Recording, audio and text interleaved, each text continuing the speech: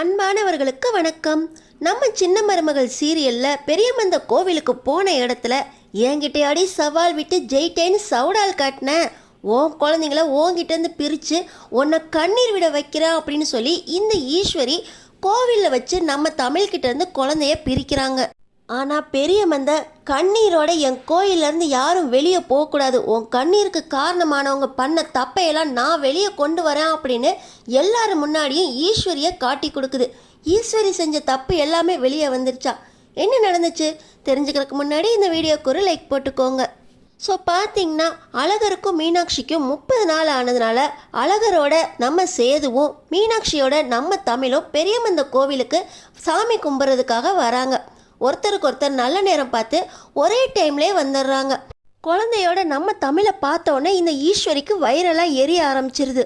இந்த குழந்தைய நான் பெருசிட்டேன்னு தானே என்கிட்ட நீ சவுடால் காட்டின, நான் என்ன பண்ணுறேன் பாரு அப்படின்னு சொல்லி நம்ம தமிழ்கிட்ட இருந்த மீனாட்சி குழந்தைய இந்த ஈஸ்வரி ஆளை வச்சு திருடிடுறாங்க. நான் சொல்கிற வரைக்கும் இந்த குழந்தை மறுபடியும் இந்த கோயிலுக்குள்ளே வரக்கூடாதா அப்படின்னு ஆளை வச்சு வெளியே கொண்டு போயிடுறாங்க. ஆனால் நம்ம தமிழ் இன்னைக்கு சனிக்கிழமை மீனாட்சி உங்ககிட்ட இருக்கணும்னு சொல்லி மீனாட்சி என்கிட்ட சொல்லாமல் நீங்கள் தூக்கிட்டு போயிட்டீங்களா அப்படின்னு சேது மேலே கோவப்பட்டு சேதுக்கிட்ட கேட்க, சேது பார்த்தீங்கன்னா உங்ககிட்ட சொல்லாமல் தூக்கிட்டு போகிற அளவுக்கு நான் ஒன்றும் கெட்டவன் கிடையாது, அந்த மாதிரி புத்தியெல்லாம் உங்ககிட்ட தான் இருக்கும், நீ தானே சென்னைக்கே வந்து நான் இருக்கிற இடத்துலையே என்கிட்டேருந்து குழந்தைய வாங்கிட்டு போனேன் அப்படின்னு சேது கோவப்பட, அப்போ மீனாட்சி எங்கே தான் போனா அப்படின்னு நம்ம தமிழ் கண்ணீர் விட அங்கே இருக்கிற பூசாரி பார்த்தீங்கன்னா பெரியமந்த கோவிலில் கண்ணீரோட அவன் வெளியே போக விட மாட்டாங்கம்மா, அதனால் இங்கே தொட்டிலாட்டுற நேர்த்தி கடன் இருக்குது, 2 பிள்ளைங்களை பெற்று உள்ளே கொண்டு வந்திருக்கீங்க, 2 பிள்ளைங்களோட தான் நீங்கள் வெளியே போகணும், தொட்டிலாட்டுற நேர்த்தி கடனில் குழந்தைய போட்டு தொட்டில் ஆட்டுங்கம்மா, பெரிய மந்தையை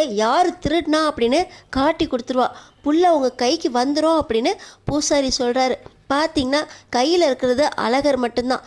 அழகரை தொட்டிலில் போட்டு ஒவ்வொருத்தராக ஆட்டிக்கிட்டு இருக்கும்போது இந்த ஈஸ்வரி ஒரு புள்ள காணா போனால் இன்னொரு பிள்ளைய தொட்டில் போட்டு ஆட்டுறீங்களா அப்படின்னு இந்த ஈஸ்வரி உன் பிள்ளைய நீ எப்படி கண்டுபிடிக்கிற பார்க்குறேன் அப்படின்னு வஞ்சகத்தோட அழகர் இருக்க தொட்டில் ஆட்டுறாங்க. அந்த நேரத்தில் ராஜாங்கத்துக்கு உள்ள என்னமோ பண்ணி சாமி அருளோட, ஏய் யார் பிள்ளைய யார் தூக்கிட்டு போகிறது, ஏற்கனவே 2 பிள்ளைய பிரித்து வச்சதுக்கு காரணமே நீ தான், இப்போ அந்த பிள்ளையும் இப்போ என் பிள்ளைகிட்டேருந்து பிரிச்சிட்டிங்களா, அந்த குழந்தை கிடைக்காம கண்ணீரோட என் பிள்ளை வெளியே போகக்கூடாது, நீ செஞ்ச எல்லா தப்பும் வெளியே வரும் அப்படின்னு சொல்லி ராஜாங்க ஐயா சாமி அருளோட அருள்வாக்கு சொல்ல, இப்போ அப்பத்தா பார்த்திங்கன்னா ஐயா பெரியமந்த இப்படி கண்ணீரோட நிற்க வச்சுட்டு அதை காட்டி கொடுக்குறேன்னு சொன்னால் மட்டும் போதுமா, குழந்தை எங்கேயா இருக்குது அப்படின்னு நம்ம அம்மாச்சி கேட்குறாங்க. குழந்தை என் கோயிலை விட்டு வெளியே போகவே முடியாது, அந்த குழந்தை என் கோயிலை சுற்றி தான் இருக்குது, இன்னைக்கு ராத்திரி என்னோட இந்த திருக்கோவிலில் குழந்தை கிடைக்கணும்னு நினைக்கிற எல்லாருமே தீச்சட்டி எடுக்கணும், தீச்சட்டி எடுக்கும்போது அந்த குழந்தை உங்கள் கைக்கு கிடைக்கும், அது மட்டும் இல்லாமல் எல்லா உண்மையும் வெளியே வரும் அப்படின்னு சொல்லி ராஜாங்க ஐயா அருள்வாக்கு சொல்லிட்டு போக, குழந்தை எல்லாரும் தான் கிடைக்கணும்னு நினைக்கிறோம், எல்லாரும் பூச்சட்டி எடுப்போம் குடும்பத்தோட அப்படின்னு சொல்லி ராஜாங்க ஐயா மோகனா அப்பத்தா அப்படின்னு ஒவ்வொருத்தராக பூச்சட்டி எடுக்கிறதுக்காக தயாராகிட்டு இருக்காங்க. ஆனால் நம்ம தமிழ் கண்ணீரோட என் பிள்ளைக்காக இத்தனை பேர் வரீங்களே அப்படின்னு ஒவ்வொருத்தருக்காக ஏங்கி, என் பிள்ளை கிடைச்சா போதும், இங்கே வரணும்னு நினச்சிங்களே அப்பத்தா, பாருங்க அப்பத்தா என் குழந்தை கூட என் கையை விட்டு போயிருச்சு அப்படின்னு கண்ணீர் விடுறாங்க. இன்னொரு பக்கம் ஈஸ்வரி பார்த்திங்கன்னா, இந்த கண்ணீரை பார்க்குறக்காக தாண்டி நான் உன் குழந்தைய தூக்குனேன், என்ன சொன்ன, என்னை சீண்டி பார்க்காதீங்க, என்னையும் என் குழந்தையும் பிரிக்க முடியாதுன்னு என்கிட்டயே ஜெயிச்சுட்டதா சவுடால் விட்டுட்டு போனில, பாரடி உன் குழந்தைய பிரிஞ்சு நீ 2 நாளாவது கண்ணீர் விடணும் அப்படின்னு சொல்லி இந்த ஈஸ்வரி தீச்சட்டி எடுக்கணுமா, தீச்சட்டி எடுக்காட்டினா இந்த ராஜாங்கம் வேற நம்மளை சந்தேகத்தோடு பார்ப்பாரு, என்னம்மா பண்ணுறதா அப்படின்னு இன்னொரு பக்கம் சித்ரா கேட்க, தீச்சட்டி தானே கீழே வாழை மட்டையை வச்சுக்கிட்டு நம்ம பாட்டு சட்டி எடுப்போம், அந்த சூடெல்லாம் நம்மளுக்கு தெரியாது அப்படின்னு சொல்லி ஈஸ்வரி பேசிக்கிட்டு இருக்க, இன்னொரு பக்கம் இந்த சாவித்திரியின் தாமரையும் இவ கூட நல்ல ஐடியாவாக தான் சொல்கிறான், இந்த குழந்தைக்காக நம்ம எதுக்கு நம்ம கையை சூட் பண்ணிக்கணும் அப்படின்னு சொல்லி அவங்களும் பார்த்திங்கன்னா கையில் வாழை மட்டையை வச்சுக்கிறாங்க. இப்போ இந்த தமிழோட குழந்தை மீனாட்சிக்காக எல்லாருமே பூச்சட்டி எடுத்துக்கிட்டு இருக்காங்க. பெரியமந்த கோவில் பூசாரி, இந்த குழந்தைக்காக இப்படி குடும்பமே எல்லாரும் பூச்சட்டி எடுக்கிறீங்க, கண்டிப்பாக பெரியமந்த கண்ணீரோட வெளியே அனுப்ப மாட்டா அப்படின்னு தைரியம் சொல்ல, நம்ம தமிழ் என் குழந்தை இல்லாமல் என்னால் உயிரோடே இருக்க முடியாது, இந்த பூச்சட்டி என்ன, நான் தீ கூட மிதிப்பேன், ஆனால் எனக்கு என் மீனாட்சியும் வேணும் அழகரும் வேணும் அப்படின்னு கண்ணீர் விட, நம்ம சேது பார்த்திங்கன்னா அழகரை வச்சுக்கிட்டு கண்டிப்பாக நம்ம குழந்தைங்கள நம்மள்ட்ட பிரிக்கவே முடியாது அப்படின்னு தமிழுக்கு ஆறுதல் சொல்கிறாங்க. இன்னொரு பக்கம் பார்த்தீங்கன்னா ஐஸ்வர்யாவுக்கு ஈஸ்வரி மேலே சந்தேகம் வருது. ஆண்டி, நானும் சேதுவும் ஒன்று சேரணுங்கிறதுக்காக சென்னையிலேருந்து நாங்கள் வர முடியாத சூழ்நிலையில் இருந்தப்போ தமிழ்கிட்ட இருந்து அழகரை தூக்கிட்டு வந்த மாதிரி இப்போது மறுபடியும் தமிழக்கா கிட்ட இருந்து மீனாட்சியை தூக்கிட்டு வந்துட்டீங்களா ஆண்டி அப்படின்னு கேட்குறாங்க. என்னடி உனக்கு ரொம்ப திமிரு ஏறிக்கிட்டே போகுதா? அப்போ என்னன்னா நாங்கள் செஞ்சது தப்பு, எனக்காக நீங்கள் யாருமே குழந்தைய சேதுக்கிட்டேருந்து பிரிக்க வேண்டாம் அப்படின்னு ரொம்ப உத்தமி மாதிரி பேசினேன். எங்களோட சேர்ந்து நீயும் தாண்டி பொய்யெல்லாம் பேசியிருக்க. சேதுவை கல்யாணம் பண்ணுறதுக்காக நம்ம பண்ண பித்தலாட்டெல்லாம் மறந்து போச்சா அப்படின்னு இந்த ஈஸ்வரி ஐஸ்வர்யா கிட்ட கேட்க, அந்த தப்பெல்லாம் சேது மாமா கிடைக்கணுங்கிறதுக்காக தான். இப்போ தான் சேது மாமா என்னை கல்யாணம் பண்ணிட்டாரே, இதுக்கு மேலே சேது மாமாவோட மனசை மாற்றி கண்டிப்பாக நான் அவர் மனசில் இடம் பிடிச்சிருவேன். அவர் இந்த குழந்தைங்களுக்காக தான் இருக்கேன், இந்த குழந்தைங்களுக்காக கொஞ்சம் எனக்கு டைம் கொடுன்னு கேட்டிருக்காரு. அந்த டைம் அவர் எப்போ வேணாலும் எடுத்துக்கட்டும். நான் சேது மாமாவோட பொண்டாட்டி, இந்த ஒரு சந்தோஷமே என் மனசை வாழ்க்கை முழுசாக சந்தோஷமாக வச்சுருக்கோம் அப்படின்னு இந்த ஐஸ்வர்யா சொல்லிவிட்டு பூச்சட்டி எடுக்கிறதுக்காக போயிட்டு வரேன் ஆண்டி அப்படின்னு சொல்கிறாங்க. இன்னொரு பக்கம் இந்த ஈஸ்வரி, இவ என்னடி இருக்கிற தப்பெல்லாம் செஞ்சுப்புட்டு சேது கிடைச்ச உடனே அப்படியே பெரிய இவளாட்டம் பேசிக்கிட்டு இருக்கா. இவளை வச்சு சேதுவோட சொத்து ராஜாங்கத்தோட மரியாதை எல்லாத்தையும் நம்ம பக்கம் கொண்டு வரலான்னு பார்த்தா இவ கொஞ்சம் கொஞ்சமாக மாறிடுவா போல இருக்கே. நடக்காது, நான் நடக்க விட மாட்டேன். இந்த ஈஸ்வரி எப்படி தமிழையும் சேதுவையும் பிரித்தாலோ அதே போல் என் காரியம் நடக்கணும்னா என்ன வேணால் பண்ணுவேன் அப்படின்னு சித்ரா கிட்ட பேசிக்கிட்டு இருக்க. இருக்கட்டும்மா, வாமா, எல்லாரும் பூச்சட்டி எடுத்துகிட்டு கிளம்பிட்டாங்க, நம்ம போகலைன்னா சந்தேகம் வந்துடும் அப்படின்னு இந்த ஈஸ்வரியும் சித்ராவும் பேசிக்கிட்டு இருக்க. இன்னொரு பக்கம் பார்த்திங்கன்னா இந்த சாவித்திரியும் தாமரையும் ஒன்றா அவங்களும் வாழை மட்டையை கையில் வச்சுக்கிட்டு பூச்சட்டி எடுத்து போய்கிட்டு இருக்காங்க. பூச்சட்டி கீழே வாழை மட்டை இருக்கிறது தெரிஞ்சோடனே பெரிய மந்தைக்கு பயங்கர கோபம் வந்தது. இப்போ பார்த்தீங்கன்னா ராஜாங்கத்து மேலே மறுபடியும் சாமி அருள் வந்துடுது. யாரை ஏமாத்த பார்த்துக்கிட்டு இருக்கீங்க? குழந்தைய எடுத்தவ பூச்சட்டியினால் கை கருகி போகணும் அப்படின்னு சொல்லி சாமி அருள் வந்து ஆடிக்கிட்டு இருக்காங்க. பூச்சட்டி எடுக்கும்போது சாமி அருள் வந்து ராஜாங்க ஐயா கொடுத்த சத்தத்தில் அழகர் பயந்து போய் கதற ஆரம்பிக்க, இந்த அழகரோட அழுக சத்தம் இன்னொரு பக்கம் மீனாட்சியோட அழுகையும் கேட்குது. அழகர் மீனாட்சியை தேட ஆரம்பிச்சிட்டான். மீனாட்சி கண்டிப்பாக கிடைச்சிருவான் அப்படின்னு சொல்லி அப்பத்த இன்னொரு பக்கம் சவுண்டு கேட்குது. அழக மீனாட்சியோடதாக தான் இருக்கும் அப்படின்னு அவங்க ஒரு பக்கம் மீனாட்சியை தேட ஆரம்பிக்க, யாரும் குழந்தைய தேட வேண்டாம், குழந்தை தானாக இங்கே வரும் அப்படின்னு சொல்லி இப்போ பெரியமந்த சாமி அருள்வாக்கு சொல்ல, இன்னொரு பக்கம் மின்னல் வெட்ட வெட்ட அந்த மின்னல் பட்டு நம்ம மீனாட்சியை வச்சிருந்த அந்த அம்மா மேலே மின்னல் பட்டுருது. மின்னல் பட்ட இடத்த சுற்றி எல்லாருமே சுற்றி பார்த்துக்கிட்டு இருக்கும்போது அங்கே மீனாட்சியோட அழுக சவுண்டு ஊருக்கே கேட்குது. பார்த்திங்கன்னா எல்லாருமே குழந்தை சத்தம் கேட்குது அப்படின்னு சொல்லி குழந்தை சத்தம் கேட்குற இடத்துக்கு போனால் அங்கே மீனாட்சியோட குழந்தை கிடைக்குது. ஐயா பெரியமந்த, என் குழந்தைய நீயே திருப்பி கொடுத்துட்டப்பா அப்படின்னு அம்மாச்சி அந்த குழந்தைய தூக்கிட்டு வர, குழந்தை கிடைச்சா மட்டும் பத்தாது, இதுக்கு காரணமானவங்க என் முன்னாடி வந்து மண்டி இடணும் அப்படின்னு சொல்லி இப்போ பெரியமந்த சொல்ல, அது எப்படி நடக்கும் அப்படின்னு ஈஸ்வரி சுற்றி இவ குழந்தைய விட்டுட்டு எங்கே போனா அப்படின்னு கோவத்தில் பேசிக்கிட்டு இருக்காங்க. அந்த நேரத்தில் என் குழந்தை கிடைச்சதே எனக்கு போதும் அப்படின்னு நம்ம தமிழ் அழுக, நியாயம் கிடைச்சே ஆகணும், இந்த குழந்தைய தூக்குனது யாருன்னு இவ காட்டி கொடுப்பா அப்படின்னு சொல்லி பெரியமந்த பூச்சட்டி எடுத்தவங்க எல்லாத்தையும் ஒவ்வொருத்தரையாக கவனிச்சுக்கிட்டு இருக்க. அந்த நேரத்தில் இந்த சாவித்திரியும் தாமரையும் பார்த்திங்கன்னா, ஐயோ சாமிக்கிட்ட மறுபடியும் மாட்டக்கூடாது, ஏற்கனவே சேது ஒன்றை கற்பழிச்சான் அப்படின்னு பொய் சொல்லி நம்ம இதே கோயிலில் வச்சு மாட்டிக்கிட்டோம், இப்போ மறுபடியும் மாட்டக்கூடாது, அந்த வாழை மட்டையை தூக்கி போட்டுருவோம், கை பொத்து போனாலும் பரவாயில்ல அப்படின்னு சொல்லி ரெண்டு பேருமே கீழே அக்னிச்சட்டி கீழே இருந்த வாழை மட்டையை எடுத்து போட்டுடுறாங்க. இன்னொரு பக்கம் இந்த ஈஸ்வரியும் சித்ராவும், அது எப்படி எல்லாம் பொய் பித்தலாட்டம், சாமி ஆடுறதெல்லாம் நம்பாத, நம்ம இதுக்காக கையெல்லாம் பொத்துக்க வச்சுக்க முடியாது அப்படின்னு ஈஸ்வரியும் சித்ராவும் பேசிக்கிட்டு இருக்கும்போது பார்த்திங்கன்னா ஈஸ்வரியும் சித்ரா பக்கத்தில் ஒரு திடீர்னு குதிரை சத்தம் கேட்குது. ஐயோ குதிரை அப்படின்னு சொல்லி இவங்க ரெண்டு பேரும் திரும்பி திரும்பி பார்த்துக்கிட்டு இருக்க கையில் இருந்த அக்னி சட்டியை தவற விட அந்த அக்னி ஃபுல்லாக இவங்க கால்லையும் கையிலையும் கொட்டிடுது. ஆ ஆ ஆ அப்படின்னு இந்த ஈஸ்வரியும் சித்ராவும் கதறிக்கிட்டு இருக்க மற்றவங்க எல்லாருமே அக்னி சட்டியை கீழே போட்டுட்டாலே அப்படின்னு பார்த்துட்டு இருக்காங்க. அப்போ தான் பெரிய மந்த, நான் சொன்னபடியே காட்டி கொடுத்தேனா, இவங்க தான் எல்லா தப்பையும் பண்ணவங்க அப்படின்னு ராஜாங்க ஐயா மேலே இருக்கிற சாமி அருள்வாக்கு சொல்ல, ஐயோ எங்களை விட்டுருங்க, இப்போ எதையோ பார்த்து பயந்து தான் நாங்கள் அக்னி சட்டியை கீழே போட்டோம், நாங்கள் தப்பு பண்ணல அப்படின்னு சொல்லி ஈஸ்வரியும் சித்ராவும் மறுபடியும் பொய் சொல்கிறாங்க.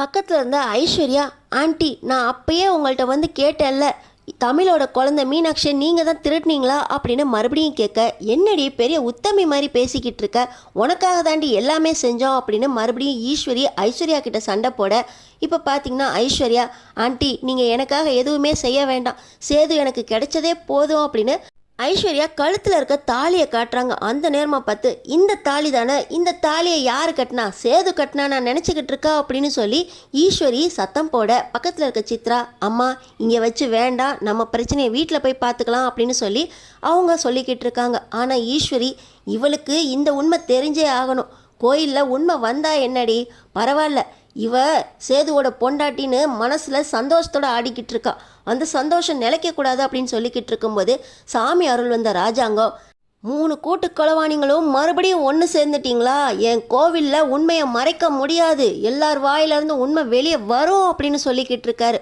ஆனால் ஈஸ்வரி, நாங்கள் உண்மையை சொன்னாலொழிய வெளியே வராது அப்படின்னு மறுபடியும் சொல்லி தெனாவெட்டா சாமிக்கிட்டேயே சொல்ல, உண்மை தானே வெளியே வரும் பாரு அப்படின்னு சொல்லி இப்போ பார்த்தீங்கன்னா ஐஸ்வர்யா கழுத்தில் இருக்க தாலி திடீர்னு அருந்து விழுது. இப்போ ஐஸ்வர்யா, நான் இதை தானே சந்தோஷமாக நினச்சிக்கிட்டு இருந்தேன், சேது என் கழுத்தில் கட்டின தாலி அறந்து விழுற மாதிரி பண்ணிட்டீங்களே, என் சந்தோஷத்தையே கெடுத்துட்டீங்களே அப்படின்னு இந்த ஐஸ்வர்யா, யாருமே கண்ணீரோட வெளியே போகக்கூடாதுன்னு சொன்னீங்களே, இப்போ என்ன கண்ணீர் விட வச்சிட்டிங்களே அப்படின்னு சாமி அருள் வந்து ராஜாங்கத்துக்கிட்ட கேட்குறாங்க. யார் கண்ணீர் விடணும், நீ கண்ணீர் காலம் ஃபுல்லாக விடணும், நியாயத்து பக்கம் இருக்கிறவங்க கண்ணீர் விடக்கூடாதுன்னு தான் நான் சொன்னேனே தவிர, கெட்டவங்க கண்ணீரோடு தான் வெளியே போவீங்க, கண்ணீர் மட்டும் இல்லை ரத்த கண்ணீர் விடுவீங்க அப்படின்னு சாமி அருள் சொல்கிறாங்க. ஆனால் என் சேதுவை என்கிட்ட பிரிச்சுட்டு உங்களை நான் சும்மா விட மாட்டேன் அப்படின்னு ஐஸ்வர்யா கண்ணீரோடு நிற்க, பொய்த்தாலியோட இந்த பெரிய மந்த முன்னாடி நிற்க முடியாது, அதுக்கு தான் உன் கழுத்தில் இருக்க பொய்த்தாலியை அறுத்தேன் அப்படின்னு பெரிய மந்த சொல்கிறாரு. எது பொய்த்தாலி, நானும் சேதுவும் இன்னும் உண்மையாக வாழ ஆரம்பிக்கல, ஆனால் இந்த தாலி சொல்லுமே, சேது என் கழுத்தில் கட்டின தாலி நானும் அவரும் புருஷன் பொண்டாட்டின்னு ஊருக்கே சொல்லிச்சே அப்படின்னு இப்போ பார்த்தீங்கன்னா ஐஸ்வர்யா சொல்லிக்கிட்டு இருக்க, இது சேது கட்டின தாலியே கிடையாது, உன் கழுத்தில் தாலி விடுறதுக்கான பாக்கியமே கிடையாது, நீ பொய் சொல்லி அடுத்தவங்களை ஏமாற்றி 2 பேருக்கு கல்யாணம் பண்ணி வச்சிங்களே, அந்த தாலினால் உன்னோட தாலி பாக்கியம் போயிருச்சா அப்படின்னு ராஜாங்க ஐயா சாமியார்களோட சொல்கிறாங்க. நான் பொய் சொல்லி தப்பு தான், ஜென்னிக்கும் சக்திக்கும் கல்யாணம் நடக்கிறதுக்கு காரணம் நான் தான், ஆனால் அதுக்காக என் தாலி பாக்கியத்தை நீங்கள் என் தாலியை அறுத்துருவீங்களா, என் கழுத்தில் கட்டினது பொய் தாலின்னு சொல்லிடுவீங்களா அப்படின்னு ஐஸ்வர்யா சொல்கிறாங்க. இப்போ தான் நம்ம தமிழுக்கு புரியுது, ஜென்னிக்கும் சக்திக்கும் கல்யாணம் பண்ணி வச்சது நீயா அப்படின்னு. நம்ம தமிழ் மட்டும் இல்லை, இன்னொரு பக்கம் சேதுவுக்கும் ஒரே ஆச்சரியமாக இருக்குது.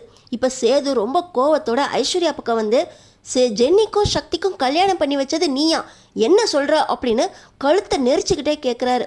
இன்னொரு பக்கம் தமிழ், நான் தான் சொன்னேனே ஜென்னிக்கும் சக்திக்கும் கல்யாணம் பண்ணுறதுக்கு நான் காரணம் இல்லை அப்படின்னு, நீங்கள் நம்ப மாட்டேன்னு சொல்லி எவ்வளவு பிரச்சனை பண்ணிட்டீங்க அப்படின்னு கேட்க, நம்ம சேது கழுத்தை நெரிச்சிக்கிட்டு, சொல்லு ஐஸ்வர்யா என்ன பண்ண, நீ எப்படி அவங்க 2 பேருக்கும் கல்யாணம் பண்ணி வச்ச அப்படின்னு கேட்குறாரு. இப்போ பார்த்தீங்கன்னா இந்த ஐஸ்வர்யா, ஜென்னிக்கும் சக்திக்கும் கல்யாணம் பண்ணி வைங்க அப்படின்னு நான் தான் தமிழோட அப்பா செல்லப்பாண்டிக்கு தமிழ் குரலில் ஃபோன் போட்டு சொன்னேன், அந்த ஒரு தப்பு தான் சொன்னேன், உங்களை கல்யாணம் பண்ணிக்கணுங்கிற ஆசையில் நான் அப்படி போய் சொல்லிட்டேன், ஆனால் அதுக்கப்புறம் சக்தி செத்து போயிட்டாரு, சக்தியை கொலை பண்ணிட்டாங்க அப்படின்னு எந்த விஷயத்தையுமே நான் பண்ணலை, உங்கள் அப்பா ஜெயிலுக்கு போகிறதுக்கும் நான் காரணம் இல்லை அப்படின்னு ஐஸ்வர்யா சொல்கிறாங்க. இப்போ சேது பயங்கர கோவத்தில், அப்போ ஜென்னிக்கும் சக்திக்கும் கல்யாணம் பண்ணி வைக்க சொல்லி தமிழோட அப்பாவுக்கு ஃபோன் பண்ணது நீதானா, இந்த உண்மையை இத்தனை நாளாக என்கிட்ட மறைச்சிட்டியா அப்படின்னு சொல்லி இன்னொரு பக்கம் சேது ஐஸ்வர்யாவோட கழுத்தை நெரிச்சிக்கிட்டு இருக்க, மாமா என்ன இருந்தாலும் நீங்கள் தான் என் கழுத்தில் தாலியை கட்டினீங்க, இதை எப்படி பொய் தாலின்னு இந்த சாமி சொல்லலாம் அப்படின்னு சொல்லி ஐஸ்வர்யா அழுவுறாங்க. இன்னொரு பக்கம் வெந்த கையோட இருக்கிற இந்த சித்ராவும் ஈஸ்வரியும் இந்த ஐஸ்வர்யா நம்மளை போட்டு கொடுக்காம விடமாட்டா போலயே. ஜென்னிக்கும் சக்திக்கும் கல்யாணம் நடக்கிறதுக்காக செல்லப்பாண்டி கிட்ட தமிழ் குரல்ல பேசினது நான் தான் அப்படின்னு சாமி முன்னாடி ஒத்துக்கிட்டா. ஆனால் அதுக்கு திட்டம் போட்டு கொடுத்தது, அதுக்கப்புறம் சக்தி செத்து போயிட்டான், அந்த பழியை தூக்கி ராஜாத்து மேலே போட்டது எல்லாமே நம்ம தான் அப்படின்னு இவ போட்டு கொடுக்கறதுக்குள்ள நம்ம இவளை போட்டு கொடுக்கணும் அப்படின்னு சொல்லி பார்த்தீங்கன்னா இந்த ஈஸ்வரி, ஐஸ்வர்யா நீ இதுக்கு மேலேயும் உண்மையை மறைக்க முடியாது, உன் கழுத்தில் சேது தாலி கட்டல, இந்த பெரிய மந்தசாமி உண்மையை வெளியே கொண்டு வந்துருச்சது, உன் கழுத்தில் இருந்தது பொய் தாலி தான், சேது கட்டினதா நினச்சிக்கிட்டு இருந்தியே அந்த தாலியை உன் கழுத்தில் கட்டினது சித்ரா தான். சேது ரொம்ப குழப்பத்தோட உன் கழுத்தில் தாலி கட்ட மறந்து மெய் மறந்து உட்காந்துருந்தான். எனக்கு கல்யாணமே வேண்டாம், கல்யாணத்தை தள்ளி போடுவோம் அப்படின்னு பேசிக்கிட்டு இருந்த சேதுவை வற்புறுத்தி உன் பக்கத்தில் உட்கார வச்சிட்டோம். ஆனால் வற்புறுத்தி உட்காந்துருந்தவன் உன் கழுத்தில் தாலியை கட்ட வைக்க முடியல. அதனால தான் தாலியா அவன் கட்ட வரும்போது 3 முடிச்சையும் சித்ரா தான் போட்டா அப்படின்னு ஈஸ்வரி உண்மையை ஒத்துக்கிட்டு இதுக்கு மேலே எந்த உண்மையும் நம்ம உளறியக்கூடாது அப்படின்னு சித்ரா கிட்ட பக்கத்தில் கையை பிடிச்சிக்கிட்டு நிற்கிறாங்க. ஐஸ்வர்யா ஈஸ்வரி சொன்ன எல்லா உண்மையும் கேட்டு, அப்போ என் கழுத்தில் சேது மாமா தாலி கட்டலையா, என் ஹஸ்பண்ட் சேது இல்லையா அப்படின்னு தலையில் அடிச்சுக்கிட்டு அழுகுறாங்க. சேதுவுக்கு மனசுக்குள்ளே ஒரு பெரிய சந்தோஷம். என் குழந்தைய பெரிய மந்தை கண்டுபிடிச்சி கொடுத்ததோடு இல்லாமல் எனக்கு மனசுக்குள்ளே ஒரு பெரிய சந்தோஷத்தையே கொடுத்துருச்சு.